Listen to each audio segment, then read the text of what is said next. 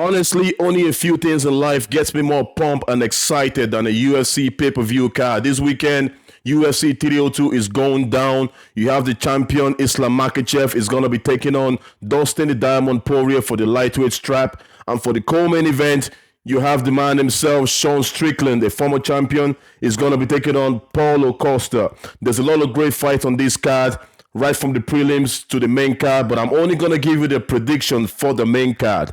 The very first fight of the main card, you have Randy Brown is going to be taking on Elizeu dos Santos. Elizeu dos Santos is one of those guys that I can see slowing down these days. He's not as fast as he used to be, although really dangerous, don't get me wrong, but he's after slowing down quite a bit. And then you have Randy Brown, a tall guy, good gas tank.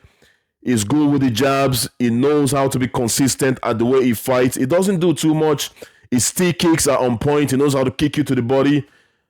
I think if Randy Brown is Randy Brown in this fight, I see him winning this fight by decision. So I'm going for Randy Brown by decision.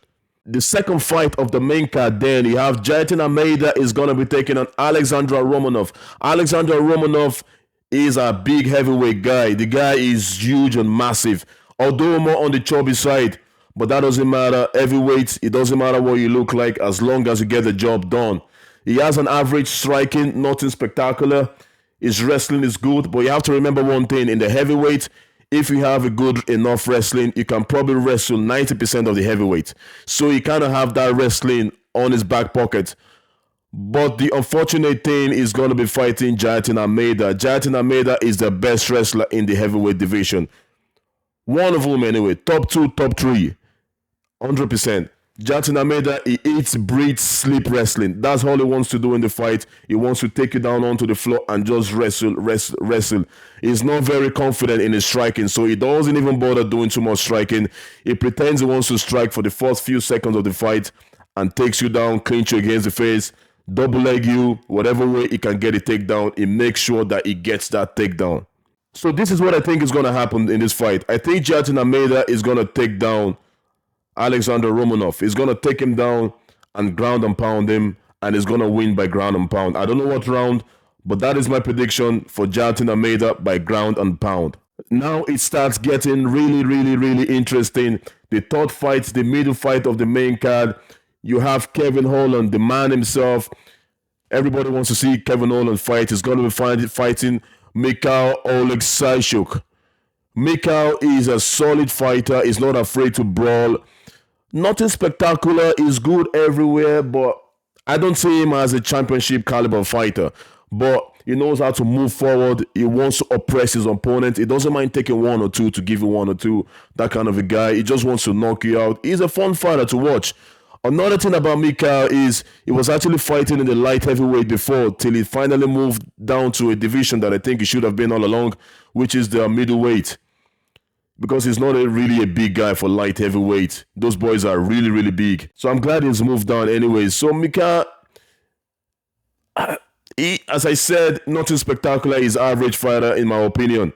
And then you have Kevin Holland. Kevin Holland is one of these guys. He's very unpredictable. He has all the skills. He kind of come across as in how serious is he taking his career? How serious is he going to take this fight?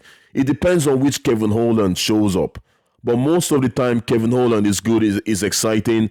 And I think in the last couple of years, he's even after getting better. And he knows exactly why he's in the UFC. He is performing. So my point is, Kevin Holland is actually long for the division. And I think Kevin Holland is going to take this. There's a few ways I see Kevin Holland taking. It's a 3-round fight, obviously. Kevin Holland can either wrap him up, submit him, I think, or he can either win by a decision, or he could even knock him out.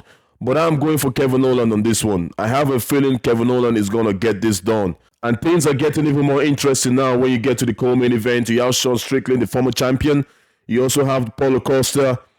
He has been a contender and he is still a contender. He is a tough man to beat. This fight is a very interesting fight. And it's also a 5-round fight. Although it's not for the belt, it's actually a 5-round. If it was a 3-round, I might have gone for Paulo Costa. But the fact that it's a 5-round, I'm going to have to go for Strickland. Like Paulo Costa, He's a solid fighter. He's a strong, muscularly built like a hawk. Very good leg kicks, good boxer, bad intentions. Everything he throws is bad intentions. Paulo Costa. He likes to move forward. He's also another oppressor. He's also one of those guys that likes to oppress his opponent. Just keep moving forward, backs you up, and just keep swinging. He's not the most technical guy in the world, I'm not going to lie, but he's technical enough to win fights, and that's why he's still in the top of the division. Is he going to be a champion? I don't know. It's a hard ass to beat for him to be a champion. He probably needs to work on a few more things. But I think if it was a 3-round fight, as I said, I think Paulo Costa can keep putting pressure on, and make the judges see him like he's winning that fight, if you get what I mean. But he has Sean Strickland then on the other hand. Sean Strickland is an excellent fighter. And everything I hear about Sean Strickland, people that train with Sean Strickland, they're like, this guy doesn't even show 50% of the things that he's capable of. I'm like, really? What else can he show? Like, apparently he's a great grappler, but he loves to strike. He just loves to strike because he's good at it. But apparently he still has a lot of skills under his belt that he doesn't even show in the ring.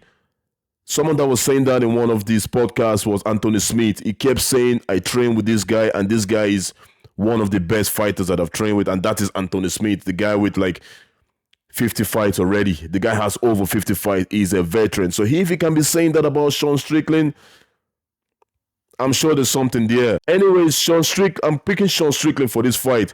I think Sean Strickland will be able to absorb Paulo Costa's pressure, be able to roll with it, because Sean Strickland's defense, unbelievable. And as he's defending, he knows how to strike, he knows how to counter. He defends, he strikes, he counters, and he's very hard to take down. If Paulo Costa tries to take him down, he might succeed, but like, he's going to be getting up straight away immediately. So I might have to go for Sean Strickland on this one. As I said, I'm only picking Sean Strickland because it's a 5-round fight.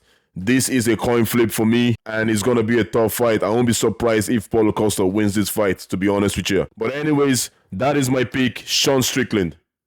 By decision, by the way. Sean Strickland by decision. And this brings us to the main event. Islam Makhachev and Dustin the Diamond Poirier for the lightweight strap. Again, Dustin Poirier, this could be his last chance of ever fighting for that belt. Dustin Poirier has more fights in the past than fights moving forward. He probably only has like 3 or 4 fights, let's be honest. The guy is sorted, he's made it. After this fight, if he loses this fight, he's probably only going to be doing maybe 1 or 2 fun fights. You could even move up to 170 or something like that and just fight 1 or 2 fun fights. But anyways, back to the event itself. Dustin Poirier is an underdog in this. Everybody is counting this guy out. And I don't blame people for counting him out. Let me be honest. Like, you can't really blame him. He's fighting Islam Makhachev. Come on. If you know anything about Islam Makhachev, that guy is the number 1 pound for pound on the planet at the moment. The guy is a great fighter. He's well-rounded. The guy is ridiculously good. No doubt about it. See what he did to Volkanovski. Volkanovski was regarded a pound for pound. Islam Makhachev is now regarded for pound for pound.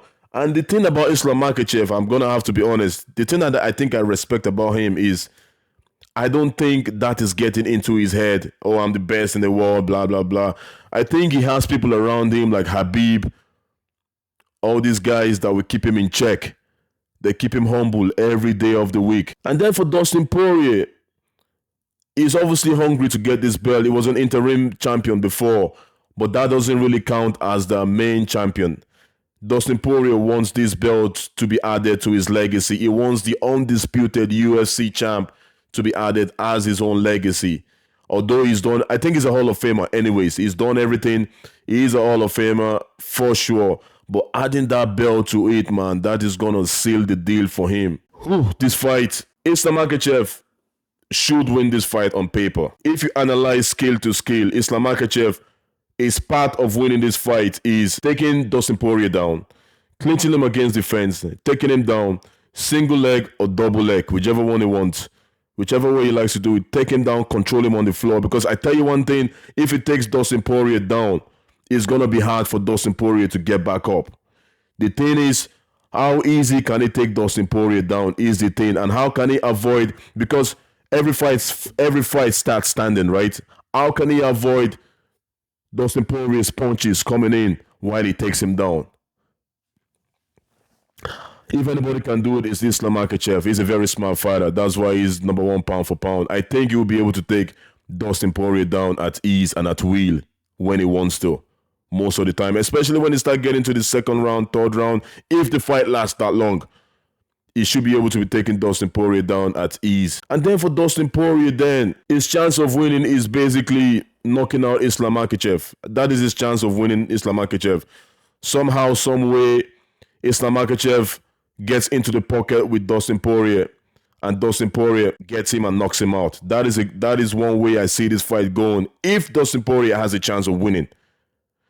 That guillotine thing, I don't see it working on Islam Makhachev. If Islam Makhachev goes for a double leg, Islam Makhachev is going to avoid that guillotine. He's going to know about him. He's going to get a guillotine. He's going to preempt that even before he gets him on the double leg. He's not going to give him the chance to get a solid guillotine in.